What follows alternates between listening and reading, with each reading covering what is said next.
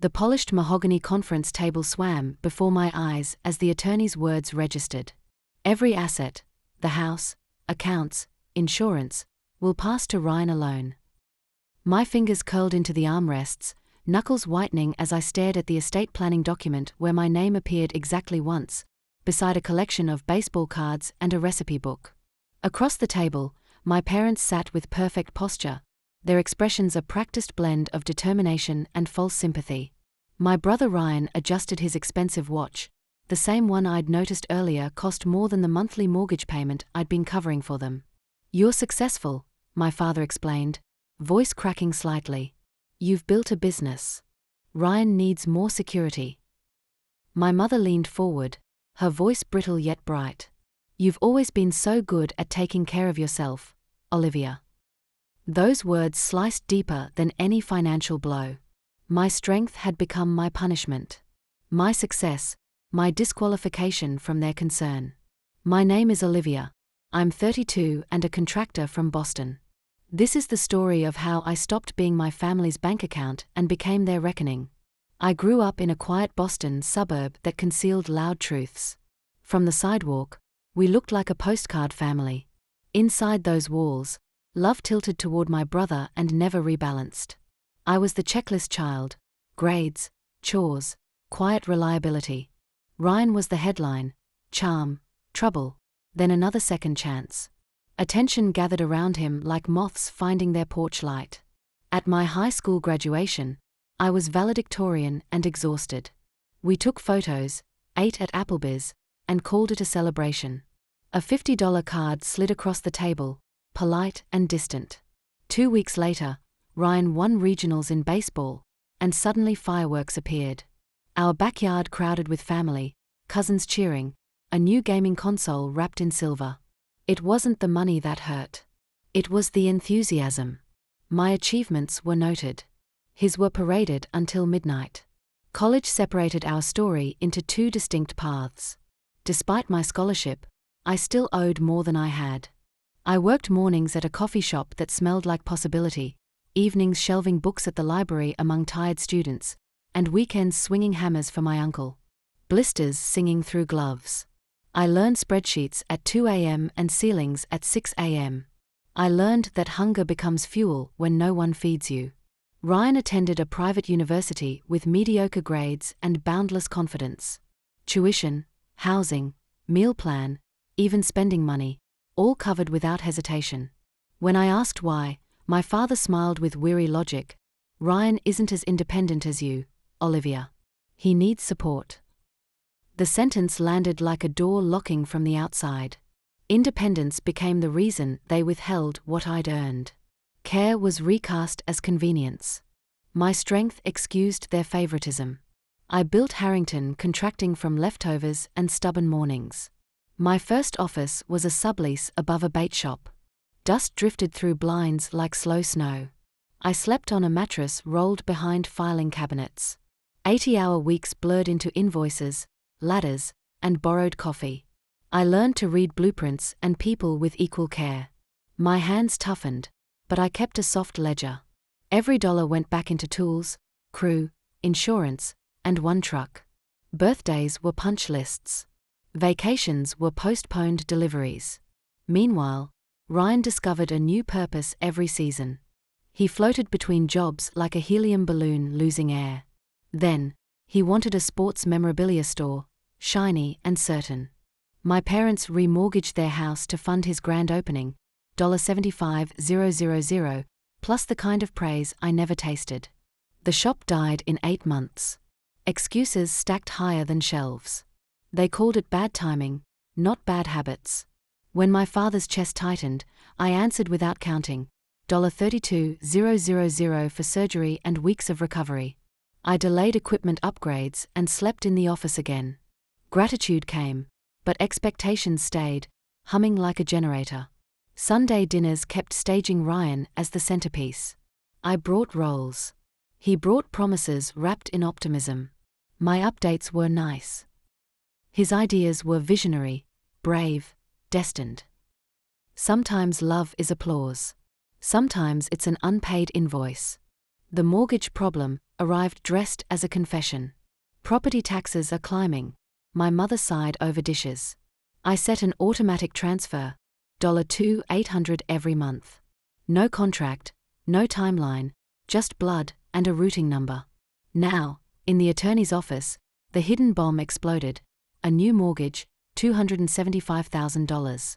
Payments, $2,800 monthly. The exact amount I had been transferring each month. They hadn't needed help with taxes. They had borrowed against a debt-free house to fund Ryan. An upscale sports bar, my mother announced proudly. Great location, very promising. My stomach turned. I knew that script by heart. And you expect me to keep covering those payments? My voice was steady, surprising even me. My father's throat cleared, eyes fixed on the table. We would appreciate your continued support during this transition. Support? They had rebranded Betrayal as gratitude. They had weaponized my love into their business plan. Ryan finally spoke, rolling his eyes like I was being dramatic. It's not like you need their money. The sentence landed like glass shattering in my chest. Every sacrifice, every transfer erased as if it never mattered. They didn't see me. They saw an ATM with lungs. I stood slowly, jacket on my arm, voice flat. Thank you for your time, Mr. Wilson. My parents called after me, desperate and commanding. Sunday dinner, they said. Family discussion, they said. But family had left that room long before I did. The elevator hummed me downward while my phone buzzed with texts from my mother, my father. Ryan's silence spoke volumes. I stared at the screen until my reflection blurred. This wasn't grief for money. It was grief for recognition that never arrived. That day, I stopped being their provider and started being their reckoning.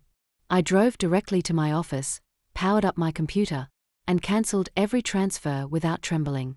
2 clicks and the pipeline to their plans ran dry. My mother texted, "Mortgage is due." I replied, "Not mine." Then silenced the thread. At 9:17 a.m. the next day, calls stacked like falling bricks. From Dad, "Call immediately. This is unacceptable." From Mom, "Bank error. Please fix before 5. From Ryan, nothing. Just entitlement humming in absence. But I wasn't done. I opened a clean spreadsheet and built a ledger. Line by line, I wrote my history in numbers. Ryan's tuition support, $114,000. Dad's surgery and aftercare, $32,475. Home repairs, roof, plumbing, electrical $20,850. Emergency bailouts, $15,000 scattered like broken promises. Monthly transfers across years, $90,000 and change. Total, over $175,000, not including sleep. I called Margaret, my financial advisor, and locked down assets. Retainers paid, accounts insulated, personal and business clearly ring-fenced.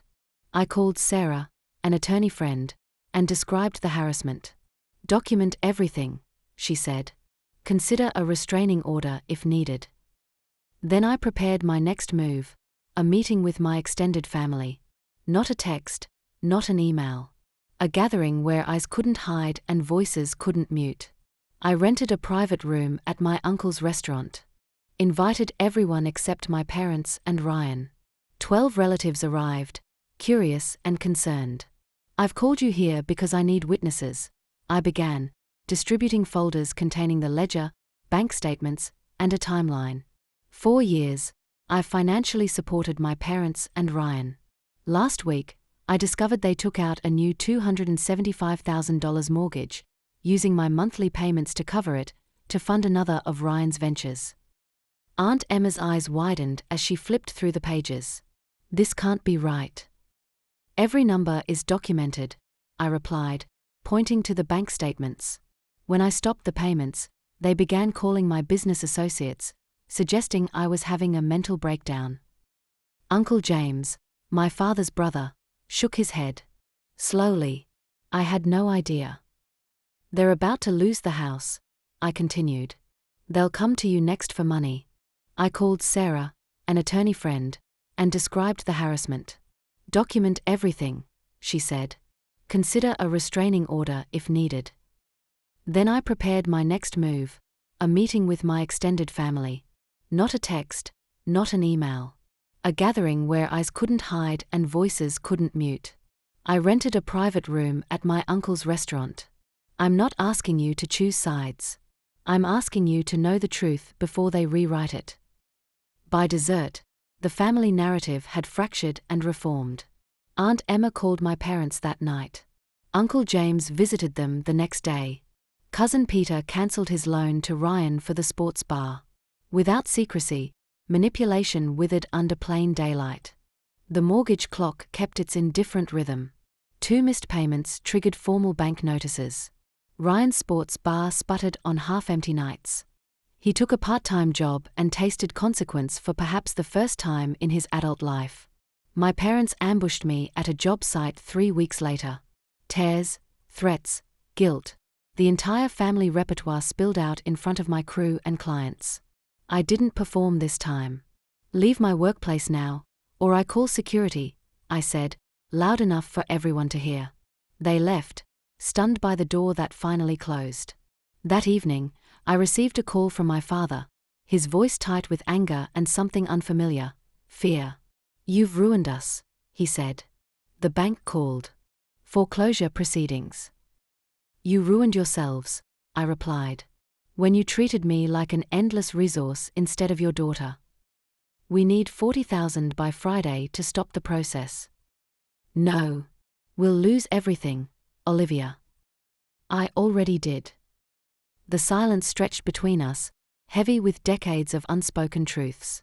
"We never meant," he began. "You never meant for me to find out," I finished. "That's different from never meaning to use me." When Sunday arrived, the usual dinner time, I didn't drive to their house. Instead, I invited friends over, people who valued me for who I was, not what I provided. We laughed until midnight, and no one asked me for a single dollar. 6 weeks later, a for-sale sign appeared in my parents' yard. They downsized to a condo they could afford. My mother took a job at an elementary school. My father consulted part-time, humbled and quieter. Ryan tasted failure, then structure, and finally responsibility. Life forced them into the adulthood they had delayed. It was another 3 months before I agreed to meet them, neutral territory, a coffee shop downtown. My father's handwriting, rigid and careful, filled a white page he slid across the table. 4 years, we expected too much and gave too little. Your anger is justified. We are sorry. For the first time, apology arrived without an invoice attached. I didn't rush forgiveness. I let it arrive slowly, like cautious spring after bitter winters. Coffee with Dad became monthly, then weekly. My mother learned how to ask, not demand. Ryan admitted jealousy, resentment, and the truth of entitlement. Meanwhile, I built more than contracts and payrolls. I built a life with Lucas, steady and sincere. He loved me for myself, not for what I carried. Our wedding was small, honest, and unburdened. My parents attended, not as creditors, but as family. Forgiveness didn't erase boundaries. It planted them firmly, visible, respected. A year later, when my parents found a permanent condo they loved, I chose to give them a down payment. Not from duty or obligation, but as a gift I wanted to give. This time, gratitude replaced entitlement. This time, I signed the check because I chose to, not because they expected it. The lesson carved itself deep. Strength isn't punishment. Love isn't a balance sheet. I am not valuable because I provide. I am valuable because I exist. I walked away as their provider and returned as myself, unshaken. What I've learned is this: sometimes the strongest act of love is saying no to those who would drain you dry. Sometimes the truest forgiveness comes only after boundaries are firmly drawn. And sometimes, the family you rebuild after betrayal is stronger than the one that came before, because it's built on truth, not convenience.